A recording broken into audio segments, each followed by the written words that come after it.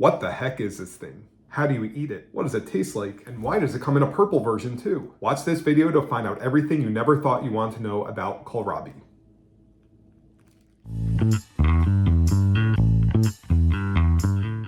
Welcome back to Deliciously Awkward. I'm excited to announce a new series as part of this channel called Awkward Food Finds, where I find awkward food and talk about it, I guess. Anyways, I thought no better candidate for the first topic than kohlrabi, this weird, awkward little vegetable. It's part of the cabbage family.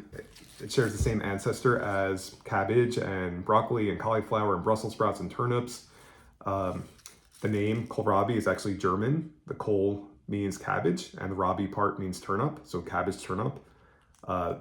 Interestingly, hundreds of years ago, people decided to take the best part of the cabbage, the core, and make it bigger and bulbous and more edible, and make the leaves to be sparse and thin. I don't get it. And just like regular cabbage that could come in white, green, purple, same thing with this guy. They breed it to be different colors for, again, whatever reason, I don't know.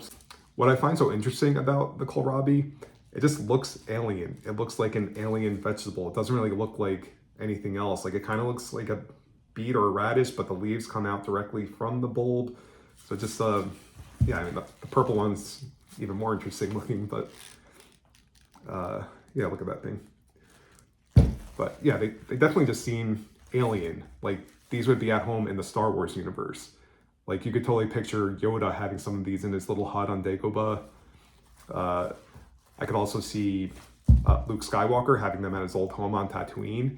Like, there's young Luke drinking his glass of blue milk and a couple of these sitting on the table, right? Totally makes sense. Maybe Aunt Beru will cook up a big batch of them. Uncle Owen will complain, tell her how they give him gas. She'll say something like, oh, it's not the kohlrabi that gives you gas. Luke piles on, says, yeah, you know you're full of hot air.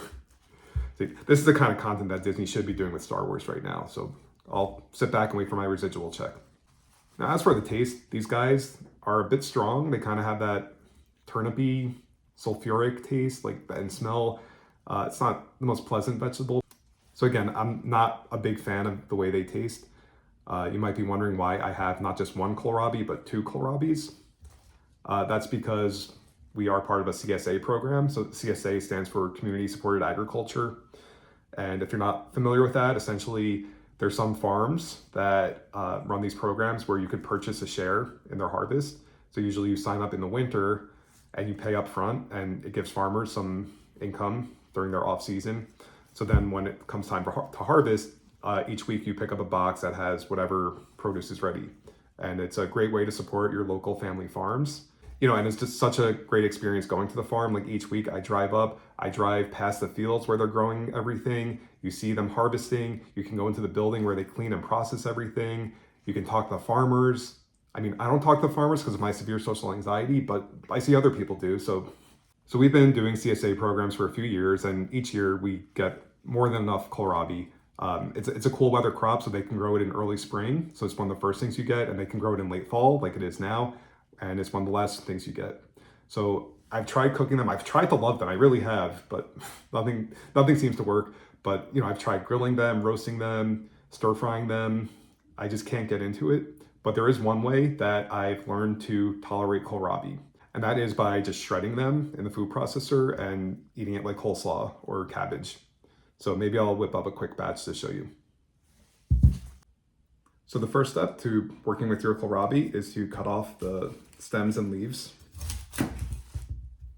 And then I like to cut the top off and the bottom.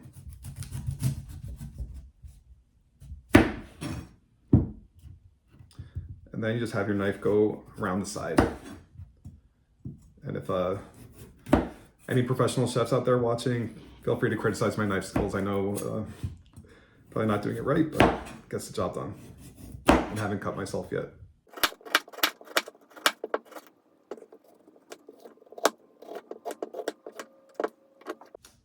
So both of our kohlrabi are peeled and ready to go. So I'm gonna throw them in the food processor and I'll be right back. So our kohlrabi is all shredded up. I'm gonna put some in my bowl here and give it a taste. And I'll be having it with this ginger salad dressing, which is great. It does such a great job of masking that strong flavor.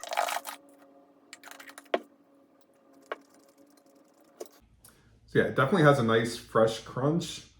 Yeah, and again, the ginger covers up some of that sulfuric taste. So it's pretty good this way. The only way that I will ever eat kohlrabi. Thanks for watching this first edition of Awkward Food Finds. Let me know what you think in the comments below. Also, I'm curious to know what everyone else thinks about kohlrabi. Do you love it? Do you hate it? Do you have a good recipe you think I should try that might get me to like it a little more? Until next time, remember to embrace the awkward.